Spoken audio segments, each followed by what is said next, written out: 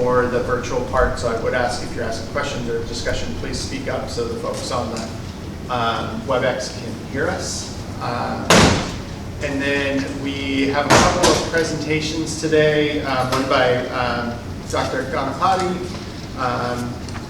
Ganapati, I'm sorry, I always mispronounce your last name, but we'll get to that. All right. We'll get to that one. And then a bit later in the program, we're going to have Christine Chismadia from NEI kind of give us an update following the legislative sessions outside of Virginia and some of the things that are going on at the state level. And then we'll have some of our regular businesses as well. So before we jump in, I want to get into and start with a little bit of a safety message. We have an interesting one in our company this week.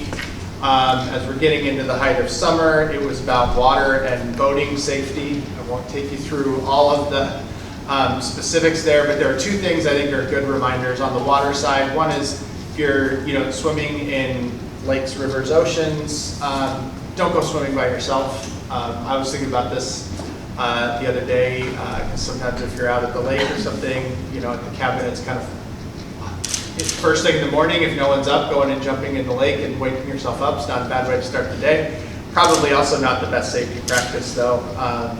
So just something to remind yourself of. And then in terms of boating safety, for those of you that do boat, good idea. There's refresher courses. Obviously, you need the boating license, but you don't have to do that all the time. So boat safety courses. There's so much online that you can go just as a refresher. I think that's a good practice. One of my colleagues recommended that yesterday. They just go every spring or before Memorial Day, before they get out on their boat, they go do a refresher course online. It's 10 minutes or so, and it is a good way to refresh your memory. So anyway, as we get into summer, a couple of good things to think about there. So I would like to go around and do introductions. We've got Michael Jagels here from the Attorney General's office, who's our new representative. And Randy, you want to introduce yourself as well. But why don't we start so we know who's in the room. We're going to start over here. Thanks, Tom. I'm Tim Stuller with the Virginia Economic Development Partnership. Jeff Fox with the University of Virginia. Mike Jagels from the Attorney General's office. Bill Bristow, George Washington University. Tom Ponte-Framerton. Hi, I'm new to the group. I'm Randy Heflin from Virginia Tech. The title's a little old there. I'm the Senior Associate Vice President for Research and Innovation starting beginning of January. Prior, I was associated for research in the College of Science and a physics faculty member. Gene Braycheck with the American Nuclear Society. Scott Koppel, BWXT. I'm John Katz, representing Virginia's community colleges. And Larry Corky, Virginia Department of Energy. And Noah Nguyen, Virginia Department of Energy. Good morning, Joe Lurch with the Virginia Association of Counties. All right, so thank you and welcome everybody. He knows Brandy's not here. Oh, Devin, I forgot. Okay. Please. Devin Keller, Virginia Department of Energy. Can we go through who's on? Yeah, that's. I was just going to say, Brandy's not here. She had another conflicting meeting, so Devin, Larry, and Nam are helping us run the meeting, but Brandy's still part of the team. Just confirming that. So yeah, can we go through who's on the WebEx? Maybe Devin, it might be easiest if you want to. That way we don't have to have everybody coming off mute. And then we can identify the phone numbers. Sure. Okay. So we have April Wade, Arlen Volstad, Arvin Patel, Bart Gibson, Chrissy Noonan, David Essa, Ganapati Kainen, Gary Tepper, Igor Musatov, and Michael. What's your last name? And then we've got two phone numbers. Unmute you if you want to say. Yeah, we have, so there's two 804 phone numbers, one ending in 41. Can you identify yourself?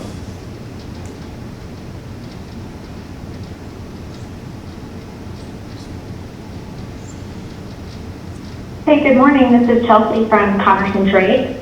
Okay, thank you. And the phone number 804 ending in 41. Hey, this is Christine Noonan with Reed Smith. I'm dialed in and watching by WebEx, so having a little bit of trouble with the audio. No problem. Thank you. Thank you. All right. And is that Michael Lemke?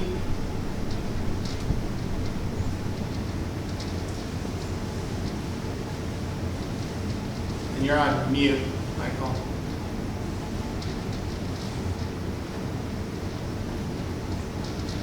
Okay. Well, I think that probably is, because I know Michael was tentative. So anyway, so next we're going to jump in and Ganapati, we're going to jump into your presentation. So I know Devin has slides that we're going to share. So we'll pull those up. And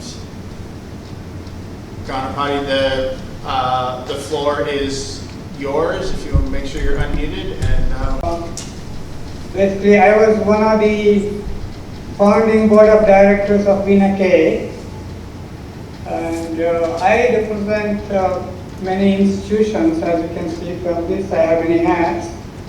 To start with, I would like to give you an idea of what is going on in the world that I am in. I went to India as part of a delegate of US Nuclear Commercial Mission in February of 2020. And there are big wigs like big companies were there. I'm the only startup company that was representing there. And I gave my presentation on this breeder burner subcritical microreactor using thorium. And I had a very good response from the Planning Commission Secretary, who stated that, yes, you have a future. And also I was invited by the Chief CMD, that's Chief Managing Director, I think, the Chairman Managing Director of a corporation called,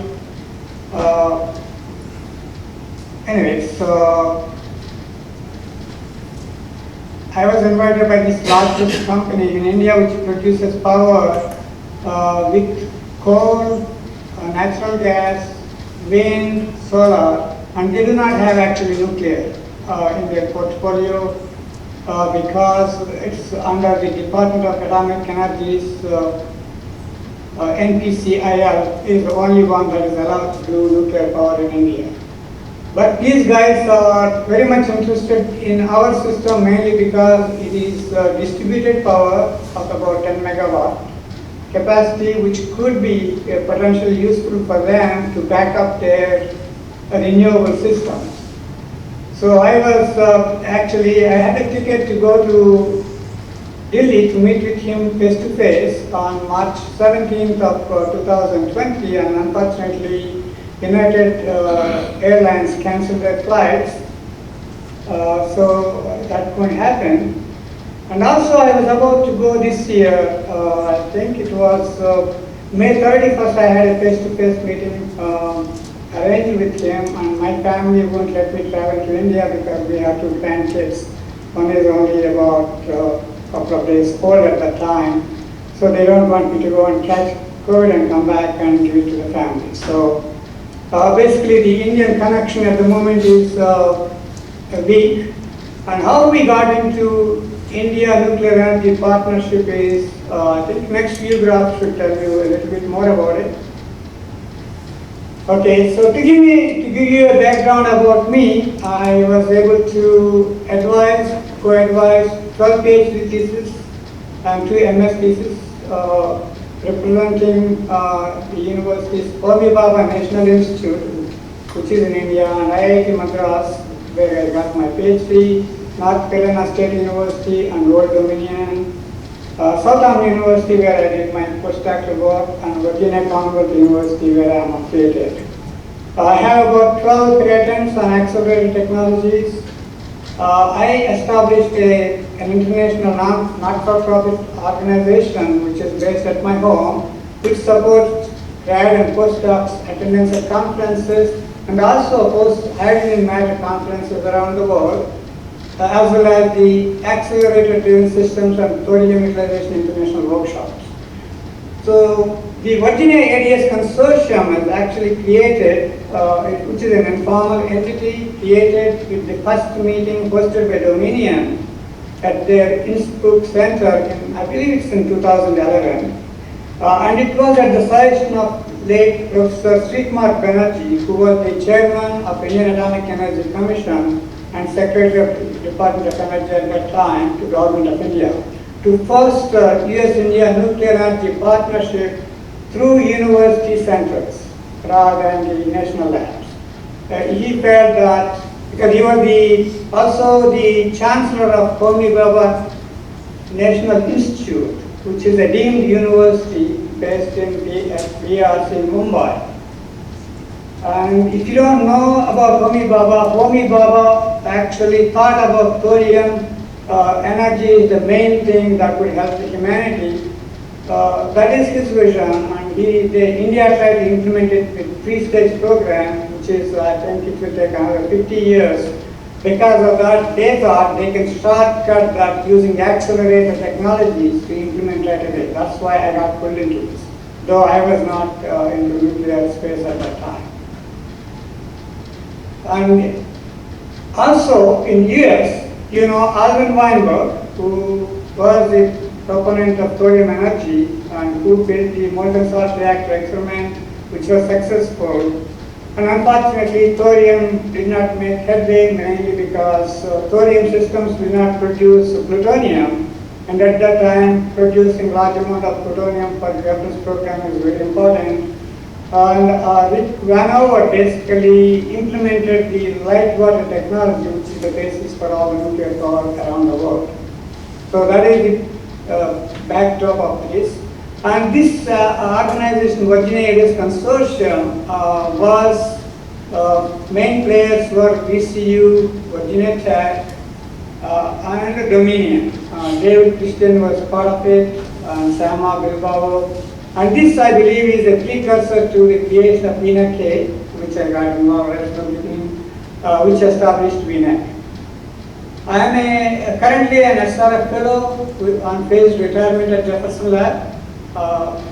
I started a corporation called BSC Systems Inc. In 2019, which has about $5 million angel investment commitments, but we require about another $25 million to able to build a first advanced subcritical microreactor, which I am going to describe a little bit in detail, which also has medical applications. We can produce actinium-225 as part of this system. BSC Systems have recently teamed up with the Taurus Telesis. Arvind Patel is the CEO of Taurus Telesis. I asked him to join this meeting. Basically, we have a proven rapid prototyping engineering experience of over 100 years. Next view graph, please. This is a little bit about the BSC Taurus systems and their background. In the energy projects, they have training simulators that were built at Surrey and North Tena for nuclear, and they also built, I think, the training systems for thermal power stations.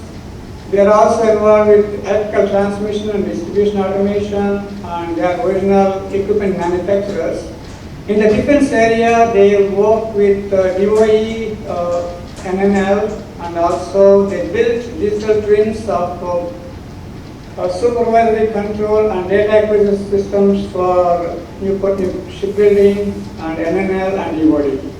They are very much interested in the integrated energy systems in collaboration with JSCE regarding the distributed microgrids and smart electric grids and small microreactors using molten salt, uranium, and thorium fuel cycles. If you have any questions, I believe Arvind will be very happy to answer. Next view graph, please. So this is the basic concept of what we are working. If I can share one view graph from my computer, let me see whether I can do that. Kevin, can you give me control? Yeah, let me For sharing. sharing. Okay, you should be able to share now. Oh, yeah.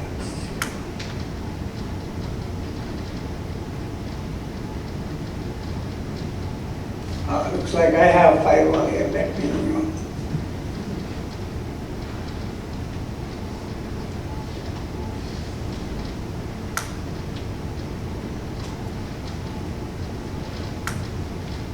Can you see my screen now? No.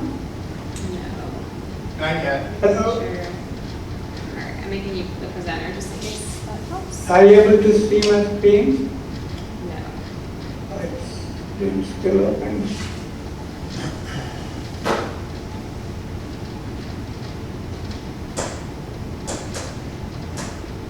Sorry for the technical difficulties.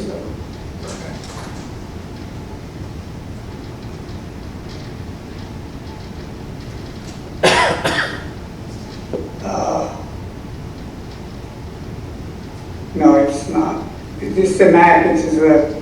but anyway, this system is based on, you can go back to your stuff. This is based on an equilibrium. Under equilibrium conditions, we will never have more than 5 kilograms of a fissionable material. So this is a very safe system. Based on my concepts presented at the ADS conference in Belgium at MIRA project, Oak Ridge National Lab invited me to give a presentation in 2020 on our concepts because they are very much interested. We decided to work together and we tried to submit a proposal to DOE Office of Nuclear Energy, and then we found out that thorium fuel cycle is not supported and specifically excluded. As a result, we could not proceed with that collaboration. And some of you might be knowing that there is a Senate bill, S-4242, which is basically Thorium Energy Security Act.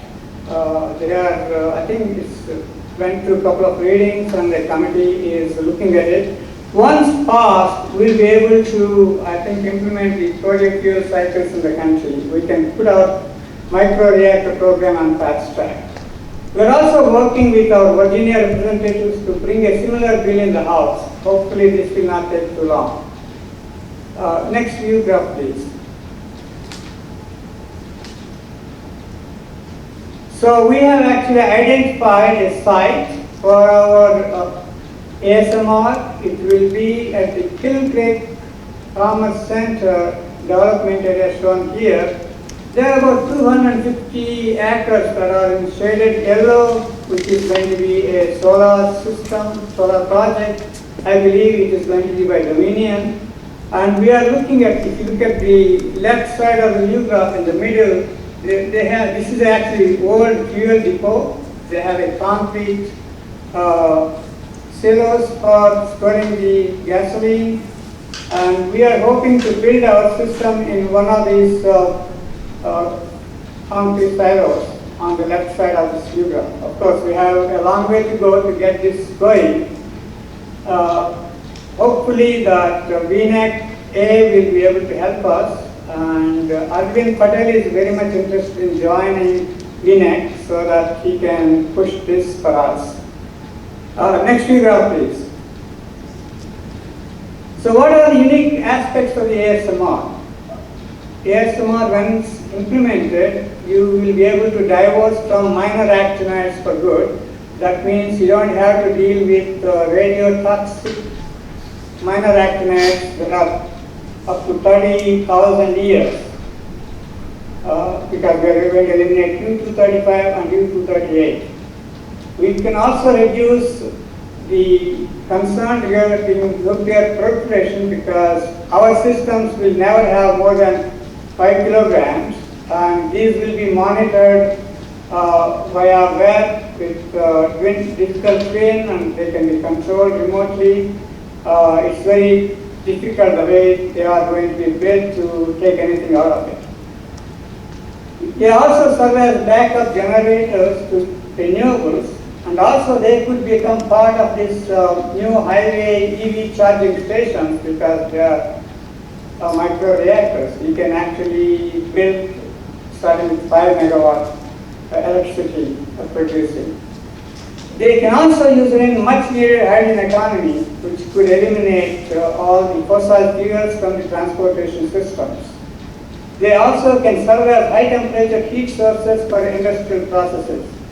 We have a devotee, retired economist, who looked at the economics of our system, and he thinks that most of the industrial heating sources from fossil fuels can be replaced with our microreactors.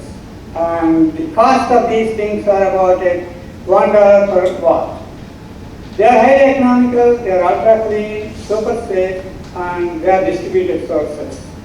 So the motto that I would like, the vision that I would like to project for our ASMRs is declining coal, enthroning nuclear through these microreactors, fizzling out gas, enabling renewables is a pathway to zero carbon, and I think we can lead the humanity out of this global warming scenario. These things can be built in a fast way because they are small. They can be transported anywhere. So we propose to build this at the site we believe is suitable for us under a PPP in Yorktown. Hopefully VNEC and VNEK can help us in getting there. These microreactors also are capable of producing actinium-225, which is a major, I think, alpha emitter that can be used both for cancer treatments as well as figuring out what kind of stuff that is there. I think that's all I have to say, and I'm open for any questions. There is a presentation that I sent along, which I hope will be part of this meeting. And please go through that. If you have any questions, please get back to me. I'll be very happy to answer all your questions. Thank you, Ganpati. Yes, so there was we have a even more detailed presentation. I've asked Brandy after the meeting if she can send it around to the whole board, so we have it for folks to look at. Initially, I know that this meeting doesn't have much time to go through all the final details, but the physics is very straightforward and very simple. Great. And the only issue we have is thorium fuel cycle is not supported by the US at the stage. So India wants to do it, but they went through the 3-phase route, which is very complex. They have to build fast reactors, and they are very anxious to work with us. And they will be able to actually build things for us at no cost if we can develop a collaboration between the Virginia universities and the ASMR that we can jointly build here. They will be able to join with us, and they can build a similar system in India, and we can actually make a good progress because India is very versed with the thorium cycle. So I have one question, but let me open it up. Are there any questions from others from the group? I have one question, Tom. Ganpati, how are you? Good, nice to see you. I just want to ask you just mentioned the universities. Have you been reaching out to the universities already on your project? They all know about it, yes, of course. I am talking to the colleagues at VCU. We plan to go for a NSF funding for a university-based neutron science center, kind of, which can produce medical isotopes. There's a group that is interested, particularly in actinium-225 at VCU, and of course, Virginia Tech I am a part of, in a way, as you see. Their interest is mainly in the proton-based systems, which are going to be very expensive to build, and that will take a long time. To give you an idea about the proton-based area systems, there is a project called MIRA, the largest project, first project in Europe. They are spending about $500 million to get up to 100 MeV proton linacs. But you need at least 700 MeV proton linac to do the nuclear energy efficiently. Whereas with electron linacs, we can do it, the 10 MeV electron linacs, very compact. we can also produce high wind power up to megawatt, whereas that's very difficult. It will cost more than $1 billion to build that kind of systems. Can be done today. This can change the scenario completely.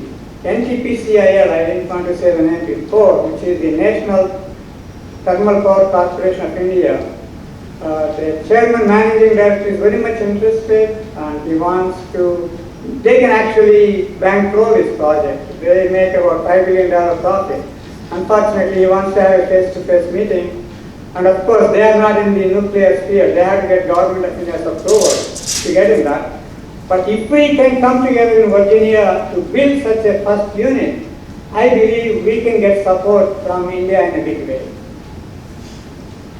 And the whole Virginia Areas Consortium and all that we are talking about is initiated with the suggestion of Professor Sri Kumar Banerjee. Unfortunately, he passed away with COVID last year. Otherwise, he would have been great help in India. And I have direct communications with the chairman of the current Atomic Energy Commission and also Secretary Department of Atomic Energy, Sri Vyas.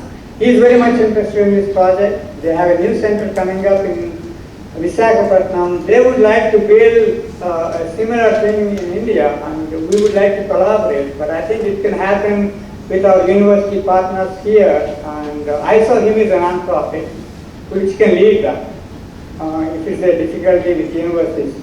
I saw him can take a lead with the universities to start this going in non-profit area. If that is what is required to make the progress quickly. And of course, VNEC can support it, and Arvind is interested in becoming a member of VNEC so that he can do all the legwork for that through VNEC. So please reach out to him and tell him how to become a member of VNEC.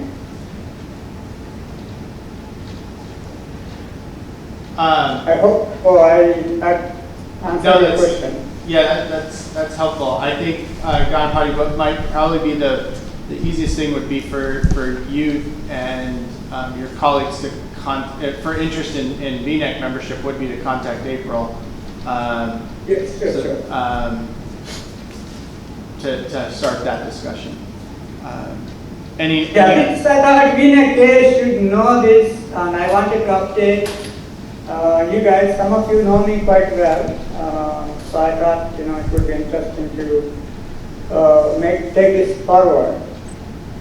Yeah, it's good to get the update. I think we should stay in touch, and if there's interest in VNEC membership, which obviously is different than VNECA, we can move that forward. VNEC could take a lead to support us in this, because that's within the space of VNEC to take up with I think General Assembly if you want to help us. As I said, I have about $5 million sitting out in a bank, but I only wish to draw that once I have the rest of the things together. I don't want to take money unless I see a path forward to quickly accomplishing this. And if VNEC is interested, I will bring my angel investors to talk about it so that we can go to state and see how state can help us to lead this. Virginia is a nuclear hotbed of the world. We have so many reactors sitting right back door to me here in Newport News. This is a really a cool system, very simple. And the basic principles were known in 1950s. They proposed this kind of a system in 1950s. And unfortunately, efficient CWA electron linacs are not available until recently. This is basically, I have a BSc has a provisional patent on the new technology that we are working to make them extremely efficient. And we have partners in Japan, KEK, their national lab is working directly with me on this technology because they want to use it in the future electron linear collider they hope to build in Japan. And this technology that I'm talking about, which will be the base of this ASMR, will be the baseline technology for that $8 billion project. So we have everything that we need to do. Oak Ridge is very much interested in working with us. Unfortunately, the thorium fuel cycle is not supported currently, and hopefully this Senate bill and the House version, I'm hoping that our representatives will bring it up. We'll happen within next year, and we can really accomplish this within the next 3 to 4 years if we put our mind to it. What GNX could save humanity from global warming if it wishes to. I absolutely have no doubt. Scott, you have a question? Yeah, I think I might already know the answer, but I'm curious if there's a different answer. What are your options or sources for U-233, just for acquiring it? To start up U-233, we have quite a bit sitting. Currently, this S4242 is it's supposed to prevent that being, destroyed. I think I know what's happening with the current U-233. I think there's a Bill Gates has a company which is trying to milk this to actinium-225 and destroy the stuff, and I think that's what they are trying to prevent. For us, actually, we don't need U-233 to start with because we can produce in our microreactor U-233 ourselves because we are adding additional neutrons that will make the fissile thorium-232 through fissile U-233. Of course, there is a lag of about 60 days. So we can actually ramp this up. It will take maybe 6 months to start really producing power, but we can do that. The reason that we are trying to put at this location in your county is there is a solar farm going to be built there. So we will have access to the power directly there initially. I hope I answered your question. We don't need U-233 like other people that are trying to build thorium reactors because we breathe. We photonuclear reaction. We have a gamma N reaction that actually produces U-233 from thorium-232. And Oak Ridge has all the information about to solve the chemistry issues with that. All we need is US allows thorium fuel cycle, and this does not require billions of dollars. All we need is about $25 million for the first unit. So we only want to build a 1 megawatt level first unit. So that's why my estimated cost is 25. If you want to build a 5 megawatt, probably it will be double. It will be $50 million. And we are talking about 3 to 4 years to implement this. This is a unique thing. I think VNEC has to take this to the state and see what can be done. So, you guys, we are trying to do what we can. So I think there's, so we've got to move on to the next item on our agenda, but I would just clarify one thing, Ganapati, in terms of where VNECA's role versus VNEC's here. So, VNECA, we're an advisory board, as you'll remember, so we have these meetings and we provide advice, but we're not an advocacy body. That's more VNEC's role. So I would recommend, again, that you reach out to April, about both membership and where VNEC and the VNEC board might be able to consider the advocacy avenues here. But and then we obviously stay informed of VNEC's activities and understand where we can provide other advice there. But yeah, I appreciate that. Now I understand actually these meetings are pretty open. In the past, when I was there, it was not like that. I could not find it on the web, and Arvind actually found the links for this meeting, which I couldn't find in the past, but I gave up. Okay. Now I will be a regular member, participant of this. If there is a vacancy on the VNEC, I would like to represent our PSC chorus together on the board. Okay. Well, yeah, we can look at that as we have the vacancies. Okay. Well, thank you for the presentation. And sorry, 1 second. Including this last legislation on nuclear energy issues.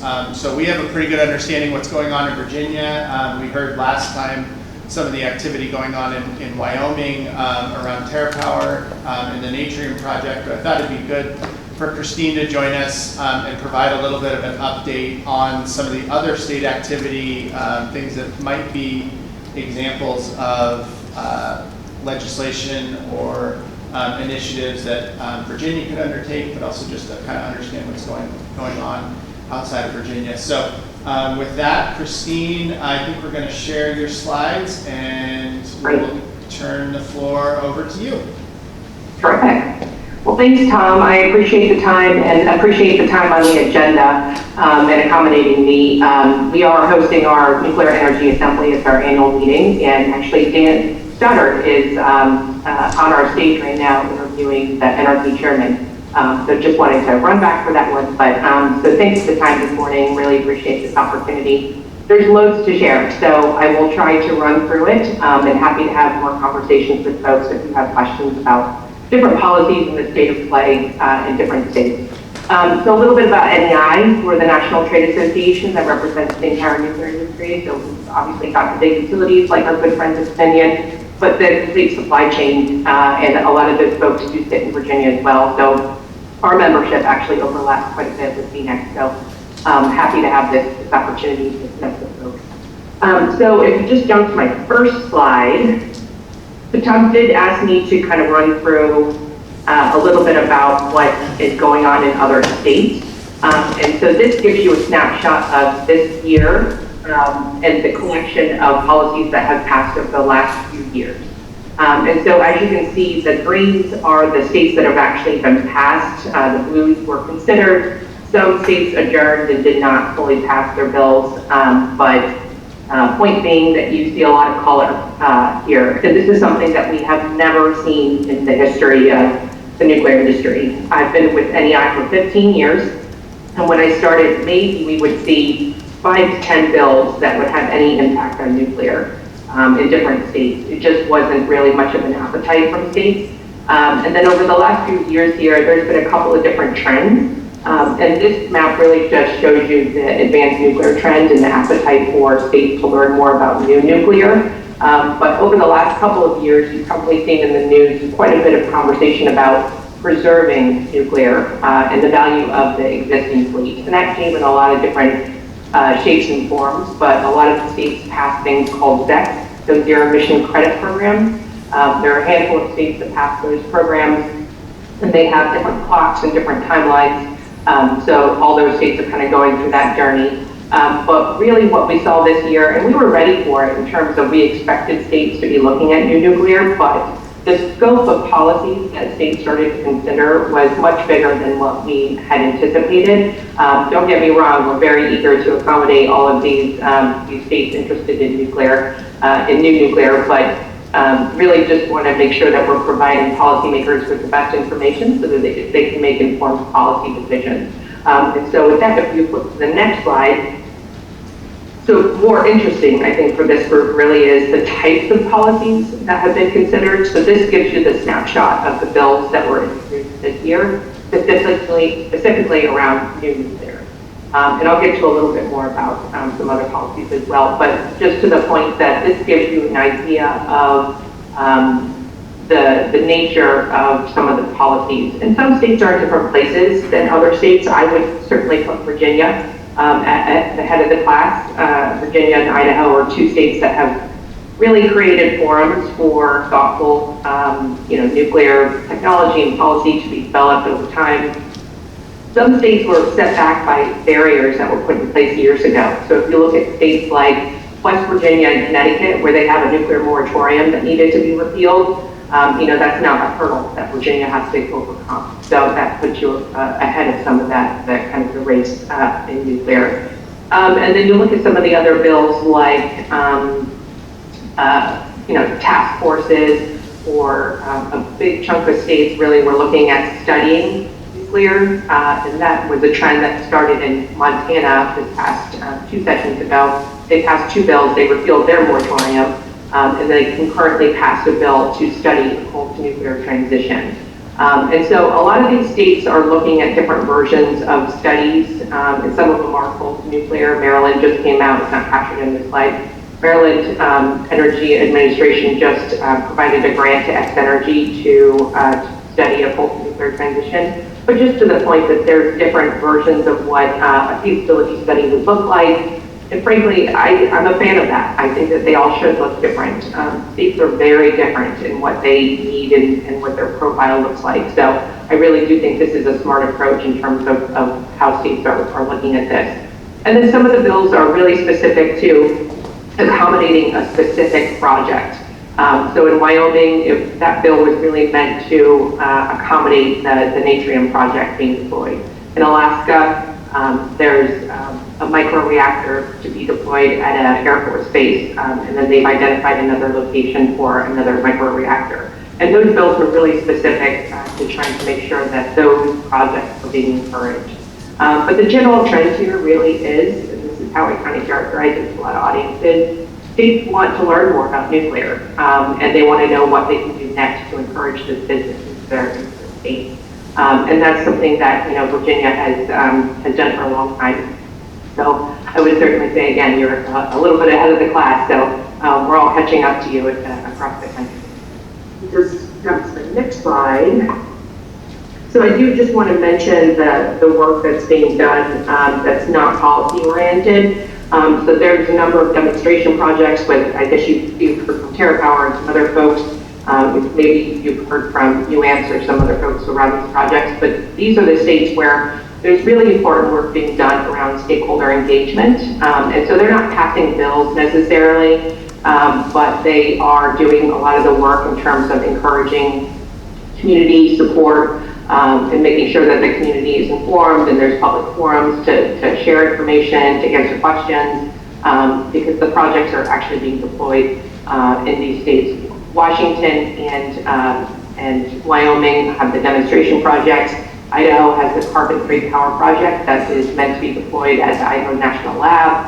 And then in Tennessee, you've got Tennessee Valley Authority that just committed to a new nuclear program. So it's very exciting for that entire Appalachian region, actually. But just to the point that there's a lot of work being done that is not necessarily policy-oriented, but it's still very important to new nuclear deployment. And then finally, the next slide is just some mentions of some of the other pieces of legislation or policies that are just really important to nuclear and impact nuclear, but it doesn't necessarily come in the form of bills. In North Carolina, I don't know if folks followed last year, they passed a big decarbonization bill, and that was sent to the Public Utility Commission and essentially directed Duke Energy to put together a plan for how they're going to decarbonize. And they put together some scenarios, and all of their scenarios included new nuclear. So just terrific. So all the options include the existing fleet and new nuclear and how they're going to reach the goal.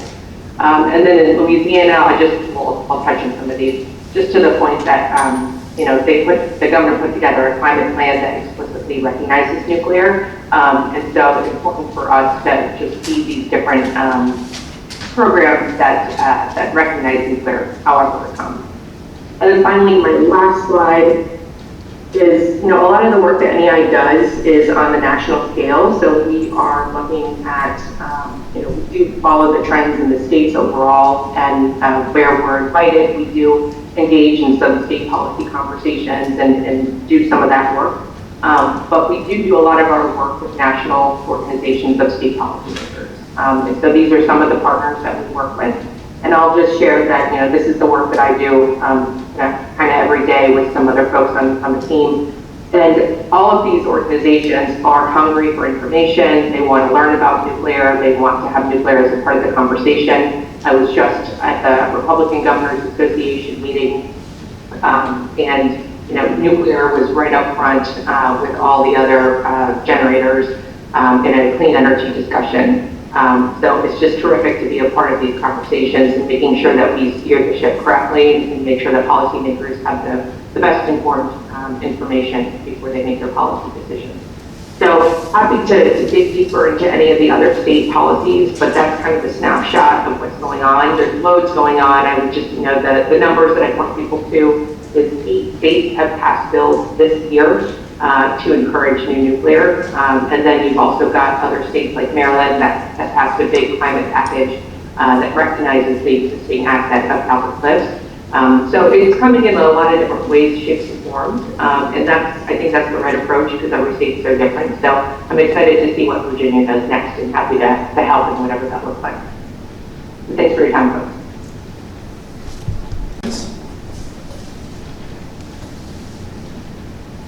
So I have one. So there's a lot of different positive activity there.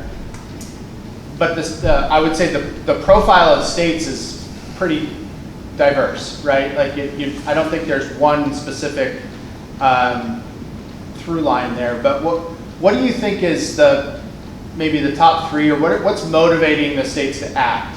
What do you think? Yeah, I mean, that's the right question. It's a smart question in terms of, what's behind a lot of these bills, and it does differ by state. I think a few years ago, we kind of saw a big trend from maybe some of the bluer states in terms of, environmental goals, carbon credit goals, Virginia being one of them in terms of, setting a, 100% clean energy standard. And a lot of those states have passed them and now have to figure out how they're going to enact how you're going to reach those goals.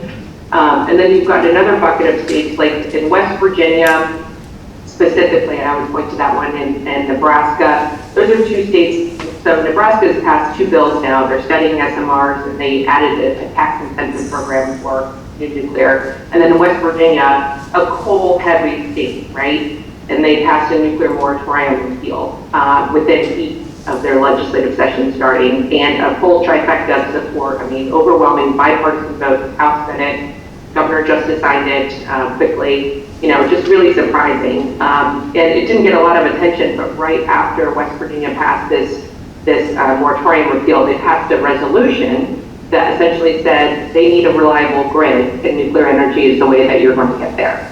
So they were specifically calling out reliability as their big need. And then I would also point to Nebraska as their anchor to this entire conversation is reliability. But then when you look to Wyoming, they're certainly looking at coal closures as a threat to the communities and their economy, and what are they going to do about that?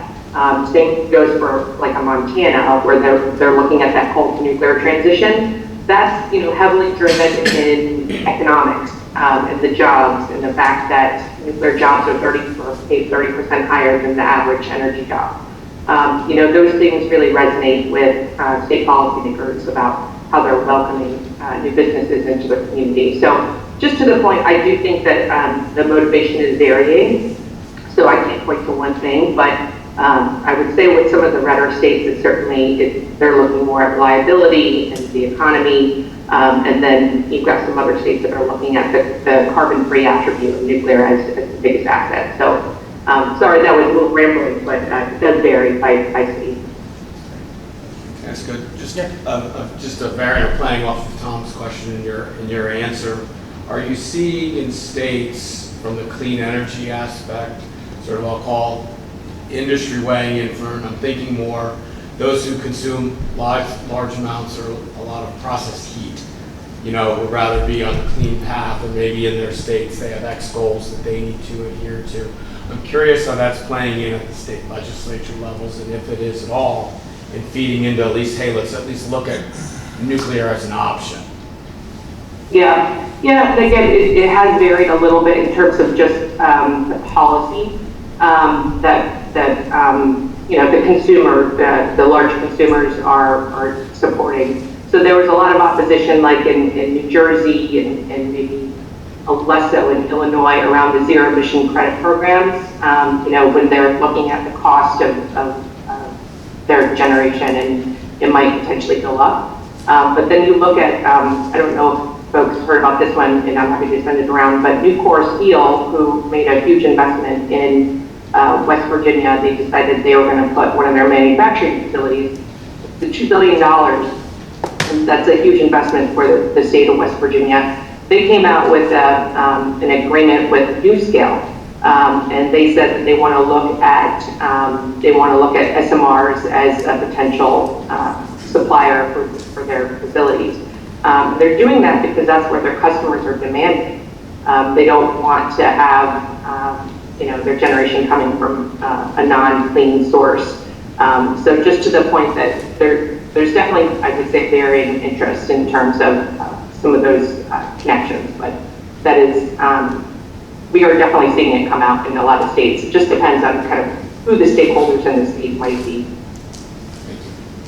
I think just an anecdote on that, one of the things that was interesting, the debate, and Christine was heavily involved in this, the debate a few years ago in Illinois that had actually bled into, 2 years ago and last year on the sort of ZEC program, but I forget what exactly they call it. But one of the big discussions was about the cost to consumers potentially going up by maintaining the nuclear plants, and what's actually happened, especially in the last, 6 months or so to a year, as natural gas prices have started to increase exponentially, the cost of nuclear doesn't change that much. That was one of the arguments that was making, like, yes, it may be a little bit more expensive at the time, but it's not going to see these wild swings, and natural gas now is, $9, $10 a BTU, which is 3 times what it was then, is really having an impact on the price, and nuclear is actually a much cheaper option. So it's actually saving, the fact that they kept those plants online is actually saving the ratepayers money in Illinois. So I think, it's one of those things that what they call it, the fuel surcharge hedge that nuclear brings, because it's not a volatile resource, especially in competitive markets, is a big deal. Yeah. Yeah, just to build on that, I was at a conference last week where a representative of Constellation said that had the program not been in place, they'd be making more money with their nuclear plants today than what they're limited to under the terms of that agreement. So right. They would have been better off had it not passed, but of course at the time it was the... Yeah, they also wouldn't have had the nuclear plants still running, I guess. That's right. So, yeah. Any other questions for Christine? All right, well, thank you, Christine. Thank you for carving out time. I know it's busy up there with NEA, so I appreciate you joining us, and we'll stay in touch, I'm sure, as we keep moving things ahead. Thanks again. Absolutely, happy to. Anytime. Have a good day. You too. Energy plan and where that stands. Great. Thank you, Tom. Good morning. I'd like to first recognize Deputy Secretary Jenkins. She introduced herself on the phone earlier. We've been working with Deputy Secretary Jenkins for the last 3 to 4 weeks, meeting with Secretary Merrick, the Secretary of Commerce and Trade, as well as other secretaries from the administration on their input and feedback for the Virginia Energy Plan. The administration recognized that Virginia has a very attractive electric energy rate and is competitive for business and industry among our peer groups in the Mid-Atlantic region. And furthermore, the administration feels strongly that the energy policy going forward needs to be diversified, not only for the volatility that Tom and Jean pointed out just earlier, but also for security and resiliency as well. So that diversity would include nuclear technology as well as natural gas energy sources. The administration wants an energy policy that enables informed energy policy decisions based on data and metrics. So to that end, our agency will procure expert technical services from consultants to help us with empirical analysis on developing models, doing sensitivity analysis and scenarios, evaluations of existing energy policy as well as proposed energy policies going forward. So that would be all the things that we would look at to improve economic development in general, but rural in particular, as well as retaining and improving our existing attractiveness for rates and job creation. So this energy plan is due October 1st, and that will be a starting point, but we will continue to do further analysis and development of that plan throughout the administration's term. And this will be a living document that will set us on a course that not only for this administration, but for future administration as well. So with that, I'd like to ask if Deputy Secretary Jenkins is still on the call, if she likes to add anything.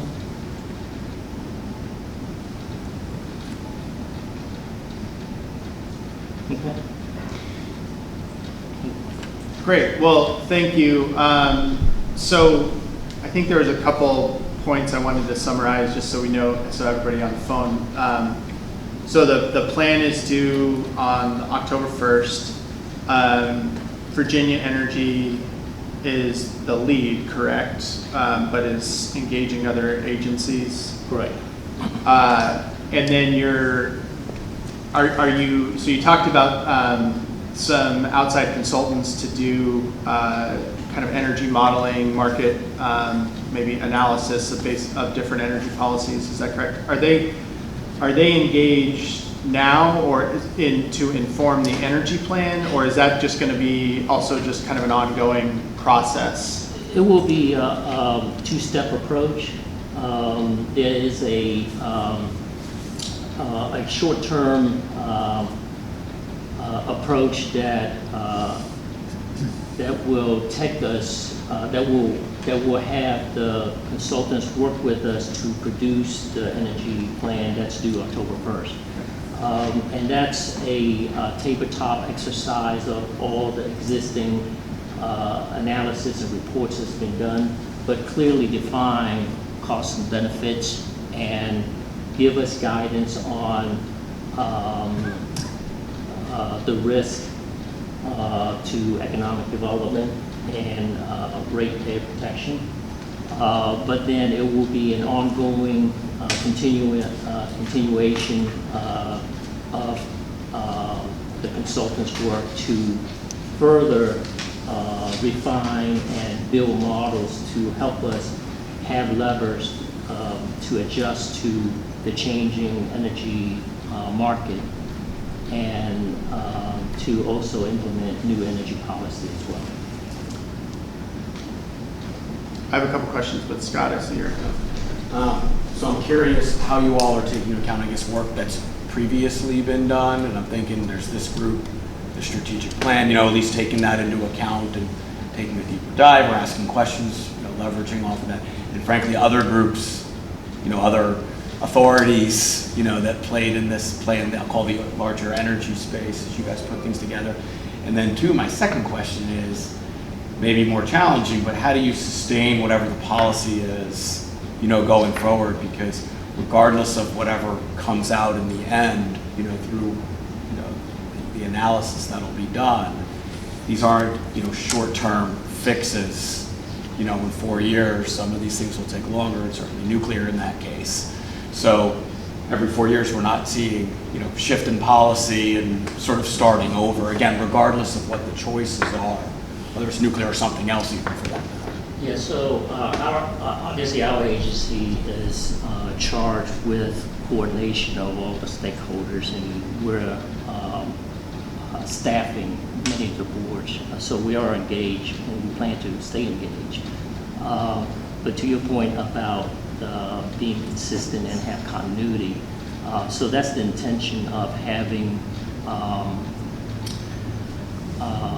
modeling and data and metrics driven decision making in place so that we can inform not only this administration but future administration as well. Is there a specific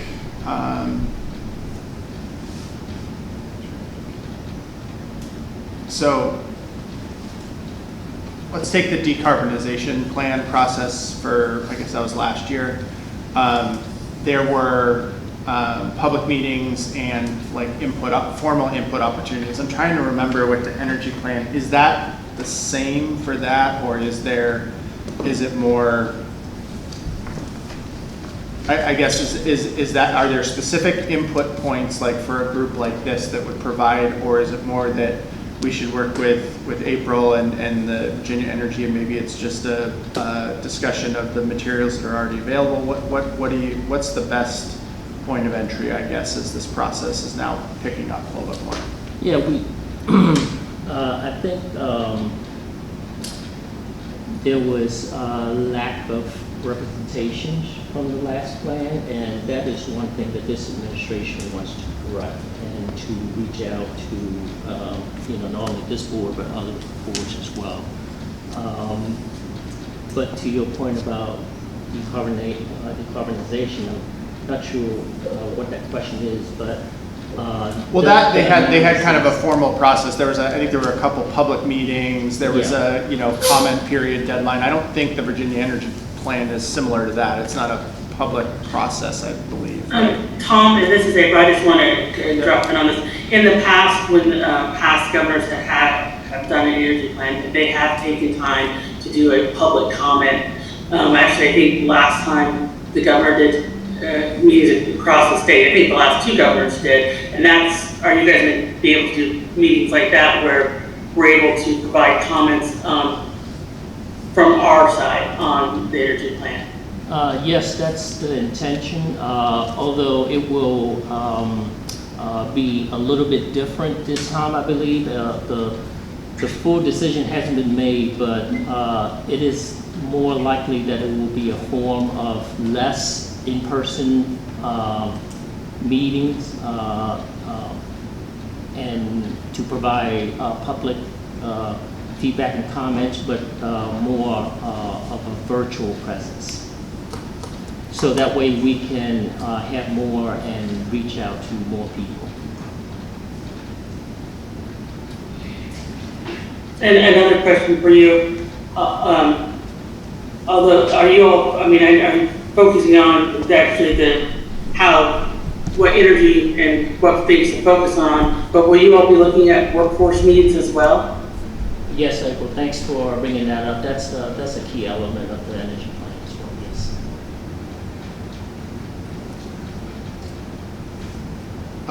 Other questions?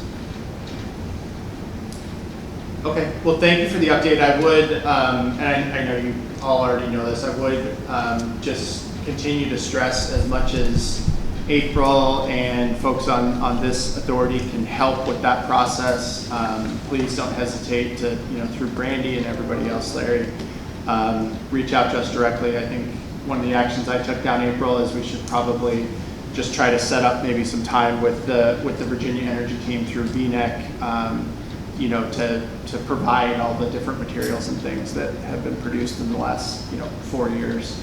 I would love to take the time to update on all of our activities so this administration is aware of what we've been doing the last few years and the strides we've made.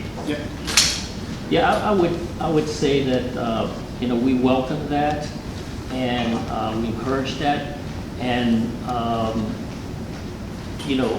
obviously it will happen before the release of the October 1st energy plan.